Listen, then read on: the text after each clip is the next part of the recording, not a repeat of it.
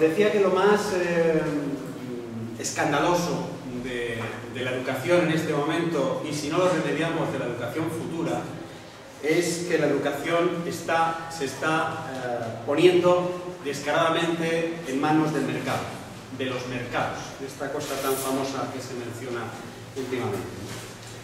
Y eso es grave porque significa que la responsabilidad política, la titularidad política y la gestión política de los ámbitos públicos al final se están cediendo a empresas privadas que en absoluto van a poder intentar llevar a cabo medidas que, como dice la Constitución, favorezcan la comprensión, la justicia social, la solidaridad, en fin, valores democráticos que se deben ya de empezar a avanzar en estos primeros tramos de la educación.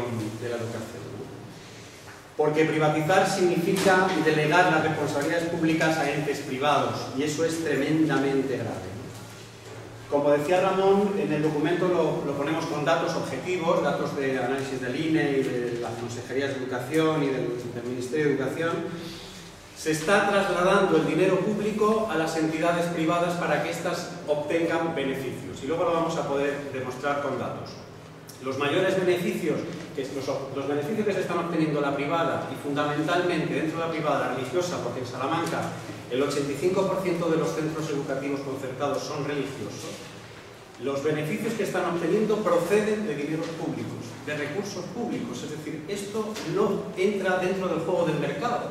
El mercado, una empresa produce, vende y del fruto de esa venta obtiene los rendimientos. Es el mercado el que le da el rendimiento. Aquí el mercado sobra. En la educación no pinta absolutamente nada el mercado, porque lo que se hace es una transferencia de dinero público a empresas privadas, a bolsillos privados, que terminan lucrándose de un bien que es de interés general, como dice la Constitución, que es la educación, ¿no? Es cuestionable, por tanto, la figura del centro concertado por tres razones fundamentales. La primera, por la mejora en calidad y cantidad de la red de centros públicos, que han ido mejorando progresivamente y que los niveles tanto de educación como de prestaciones de servicios y también como resultados académicos no son cuestionados por absolutamente nadie, al menos por los datos oficiales no son cuestionados. En segundo lugar, porque la causa que originó su nacimiento ha desaparecido, y luego haré una alusión cómo nace esto de los centros concertados. Y en tercer lugar, como decía, porque es un coste de oportunidad del uso de los fondos públicos. Se traslada dinero público a entidades privadas que se lucran a costa de ese dinero privado. Por tanto, donde antes prevalecían ideas como escuela comprensiva, justicia social, etc., ahora destacan otras como rentabilidad, resultados, competencia, luego hablaremos de las competencias, interés individual, etcétera, etcétera, para ir amoldando a los chicos y a las chicas al mercado e ir yendo por los ámbitos de la empleabilidad, que después también trataremos un poco de eso, ¿no? Esto que os acabo de decir de medir por escuela comprensiva, justicia social, esto no es nada que hayamos inventado la gente de la izquierda, eso estaba en la LOE del año 2006, y eso se lo carga drásticamente la LOMCE o la llamada Ley Wert, a la que intentaremos también algún. Cuando vamos analizando los datos, nos encontramos con una sorpresa, porque analizar los datos al cabo de un cierto tiempo nos va dando la idea de por dónde van no solamente los presupuestos educativos, sino aquello que ha hecho que esos presupuestos sean así, es decir, las mentes, la ideología de la gente que nos está gobernando y que nos ha gobernado anteriormente.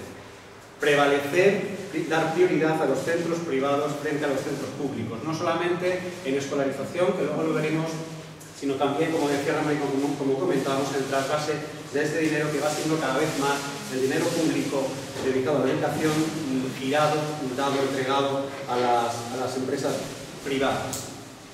Por ejemplo, en los últimos 10 años el número de unidades escolares en centros públicos aumentó un 30%, en centros privados lo hicieron un 45%. El íter de los 10 años nos da una buena perspectiva. En el año 2000, la Junta de Castilla y León destinó 165 millones de euros a financiar conciertos. Este año, el documento está haciendo alusión a este curso, al 2012-2013, perdón, 2013-2014 no nos da tiempo a rematarlo, pero ya lo haremos. En el 2013 supera los 367 millones de euros. Se ha duplicado el dinero que entra en los fondos públicos destinados a los conciertos, mientras que el dinero dedicado a la pública se está cada vez reduciendo de una manera imparable si no lo evitamos entre todos y todas. La media, hemos hecho un cálculo en Salamanca, la media por centro privado de financiación pública roza casi los 2 millones de euros para el curso 2013-2014, para este curso. 2 millones de euros entregado por centro de media.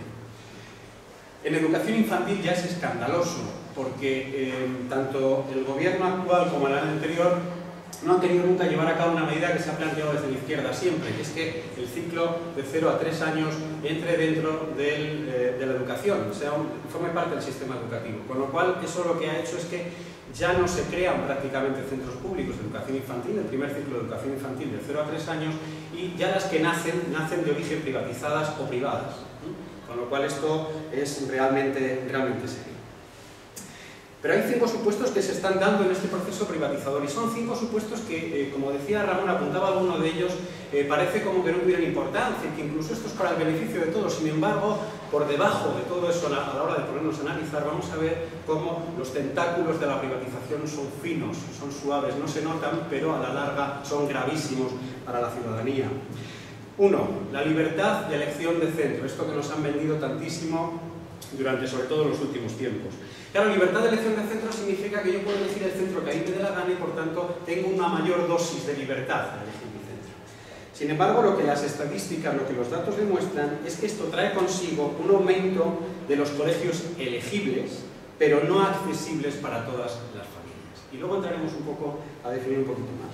El segundo, el control por resultados. Esto es un absoluto escándalo.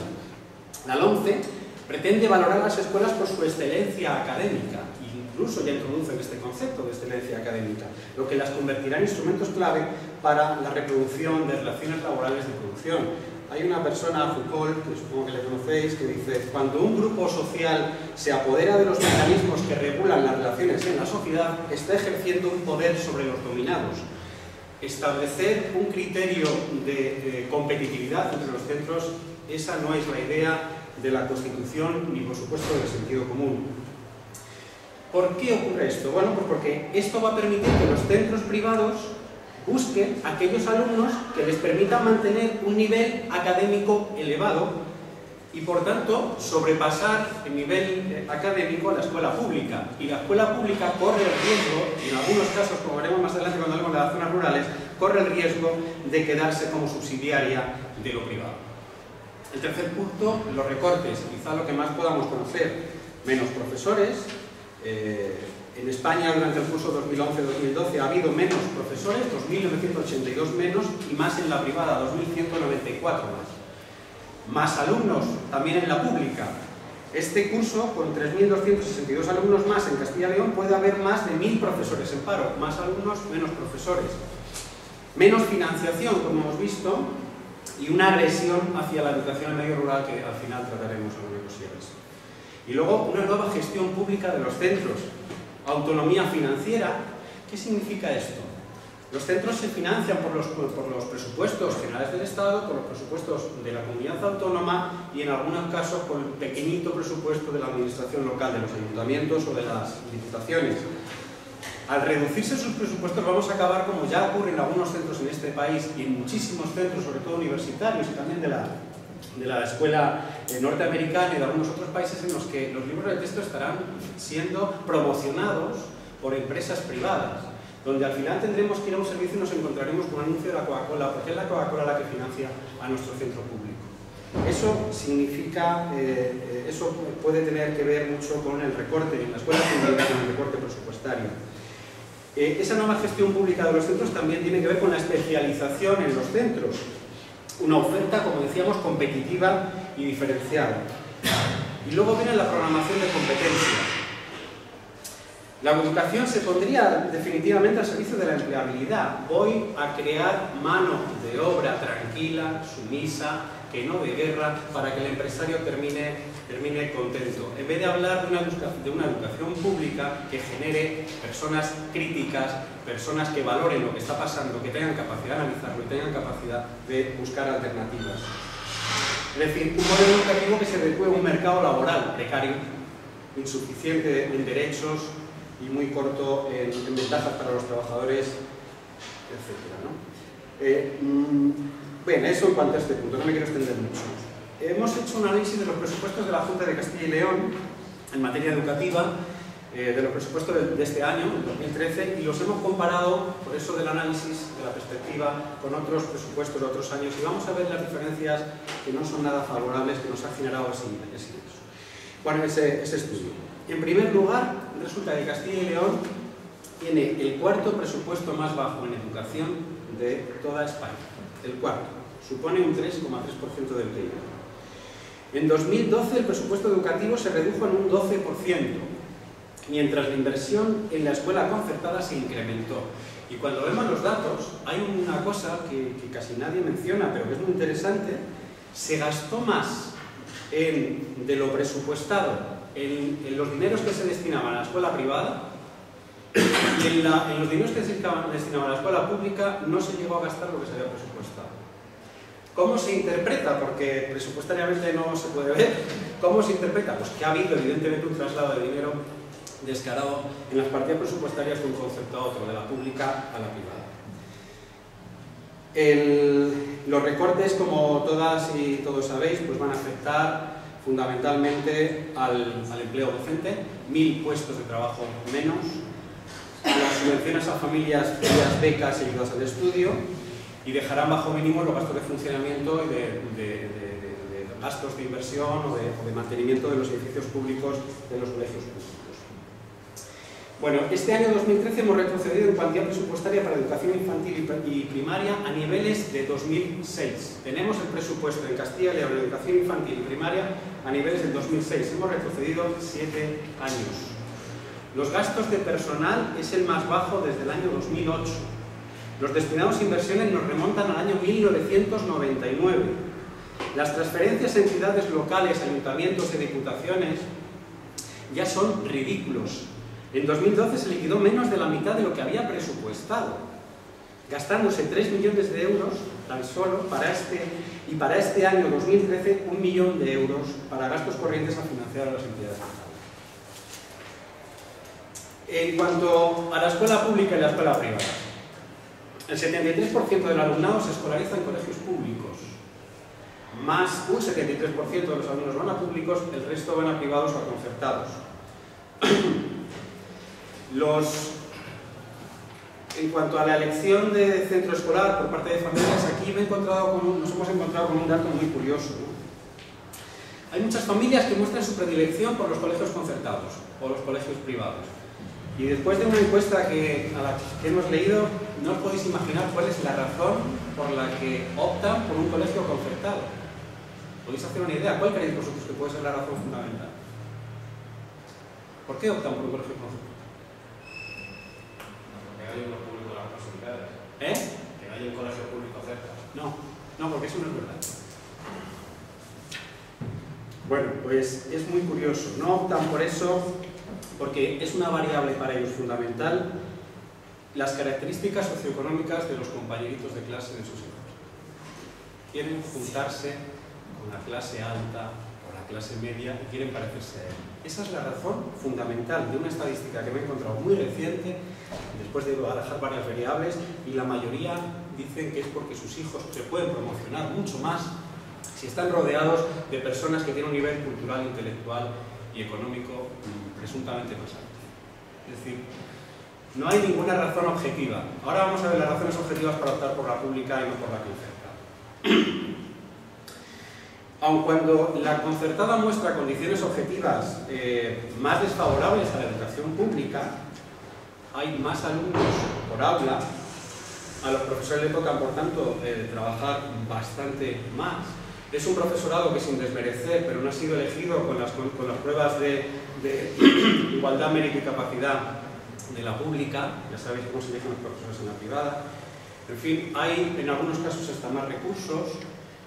A pesar de eso, las personas que optan por estas razones que os acabamos de comentar. Si se descuenta, y es verdad que los resultados académicos en los concertados son mejores, pero el Sindicato de Trabajadores de la Enseñanza, que por cierto os recomiendo si os interesa esto que veáis su página porque es excelente,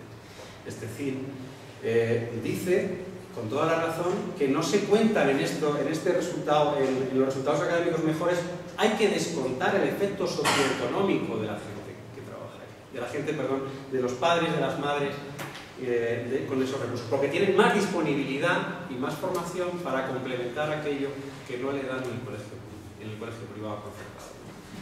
Y por tanto, si se descontara eso, los niveles académicos, descontando eso y hacer un análisis, hacer un estudio sobre eso, descontando eso, los resultados económicos académicos de la escuela pública son mejores que los de la escuela privada concertada. Y luego, otro aspecto importante dentro de los conciertos es que, como decía, el 85% en Salamanca pertenecen a la Iglesia. Pero es que esto nace del año 79, de los acuerdos entre el Estado y la Santa Sede, unos acuerdos que aunque sean el 79 son preconstitucionales, porque se acordaron antes y se firmaron después, en enero del año, si no recuerdo mal, del año 79 y la Constitución del 78. Se firmó con el franquismo, se acordó, perdón, con el franquismo y se firmó con el neofranquismo. Por tanto, lo que desde la izquierda siempre hemos reivindicado es que esos acuerdos de la Santa Sede lo que tienen que hacer es desaparecer por varias razones. En el aspecto educativo hay muchas y ahora imagino que os contaré alguna de ellas, ¿no? La Iglesia, ¿qué consiguió con esos acuerdos? Lo que estamos sufriendo ahora. Aseguró mantener sus privilegios, aseguró mantener su catequesis hacia todas las personas, creyeran o no creyeran, financiación de los recursos públicos para las propias arcas de la Iglesia, hay que decirlo así, garantizarse la influencia educativa con la financiación de sus centros educativos y la de su profesorado, que también la pagamos, como sabéis, todos y todas. Bueno, pues nos encontramos con que la financiación a la Iglesia a través de la educación está creciendo. La Iglesia en 2011 financió, se le pagó nada menos que 3.900 millones de euros. Hay que sumarle 700 millones de euros en el pago de salarios de los profesores. Esto a datos de 2011. En Salamanca, bien, eso ya está. Y luego, en cuanto a los beneficios económicos de la educación privada que apuntábamos al principio, el 75,7% de los ingresos que han recibido los centros concertados se los ha dado la administración. Ese juego de dinero, es que esto no es un mercado. Si fuera un mercado, las normas serían de otra manera, ¿no? 2.400 euros por alumno. Un 30% este año más que hace 5 años. La educación privada ha tenido unos beneficios de 674 millones de euros. En educación infantil de 199 euros por alumno y en primaria de 240 euros por alumno. En Castilla y León, el 77% más que en la media del Estado, el 77% de los ingresos que obtiene la Iglesia, los centros concertados, son de dinero público, más que en la media del Estado. Crecieron un 30% en el último lustro, en los últimos 5 años, con una media de ingresos para el centro de 2.685 euros, casi nada. Generó en Castilla y León 10,5 millones de beneficios. En infantil, los beneficios que han obtenido son de 2,1 millones de euros y en primaria estamos hablando en Castilla y León 6,4 millones de euros. Y van creciendo a medida que nos vamos alejando, vamos creciendo en los niveles y en los ciclos educativos. Bueno, vamos a ver cuánta pasta nos cuesta. ¿Cuánto dinero le cuesta a los hogares todo esto, en función de cómo sea pública, sea concertada o sea privada sin concierto? Porque vais a ver que es escandaloso. En el primer ciclo de educación infantil, las clases lectivas costaron 388 euros por alumno y curso. Eso en la pública, 388. En la privada, 1.308. Le cuesta a las familias. Y esto lo hemos contado en los comedores, que también tenemos el dato, pero bueno, no vamos a entender. En el segundo ciclo, las clases lectivas son gratuitas en la educación pública. En la concertada las familias gastaron 509 euros y en la privada 2.658. En la educación primaria las clases lectivas también son gratuitas en la pública. En la concertada 298 euros. En concepto de donaciones, algo que dicen que quieren prohibir ahora. Y 3.000 y pico en la privada. Conclusiones. Las familias matriculan a sus hijos en la privada y desembolsan el doble de dinero que en la pública y el triple o cuádruple que en la privada. A mayor nivel de ingresos, mayor proporción de estudiantes en las aulas privadas. Por eso hay una segregación, esto lo hablaremos luego. En las zonas con menor población hay mayor presencia de la escuela pública y luego si eso intentamos explicar por qué. Bueno, luego hay un apartado en el documento de comedores, del tema de comedores, madrugadores y todo esto. Decir en relación a eso que hay bueno, todo esto está privatizado, son esos servicios que parece que no importan, pero los está gestionando empresas privadas. Aquí hablamos de la pasta que, por ejemplo, quien lleva los comedores, pues le hemos dado todos los castellano-ironeses a la empresa Aramar 7.318.000 euros por el servicio de comedor. Un servicio que pagamos, que nos cuesta un dinero y ese dinero va directamente, bueno, una gran parte de eso a los beneficios de la empresa, evidentemente. Luego tenemos los programas de conciliación de la vida familiar y laboral, madrugadores y tardes en el cole. Madrugadores se ha reducido considerablemente desde el momento en que se han incrementado tantísimo los precios públicos de este servicio. Claro, son programas que van dirigidos a que las personas que trabajan puedan seguir trabajando y lo puedan hacer compatible con su vida en el hogar, o con su vida en el trabajo, o con su vida particular y personal. Privatizar significa que es un golpe a la igualdad de oportunidades. Con la implantación del copago en madrugadores, que fue en el curso 2011-2012, el programa de madrugadores se redujo a la mitad de usuarios. Los centros abiertos, que el año pasado no hubo y este año va a volver a existir, son de jornada entre 8 y 3 los sábados, de las 8 de la mañana a 3 de la tarde los sábados, días laborables no lectivos, vacaciones de Navidad y Semana Santa, de lunes a viernes y todo el mes de julio. Es decir, aquellos espacios en los que si las familias trabajan puedan tener a sus hijos y a sus hijas en el colegio. Ese servicio fue totalmente gratuito para las familias, excepto durante el periodo vacacional. Ahora ya cuesta dinero, bastante dinero.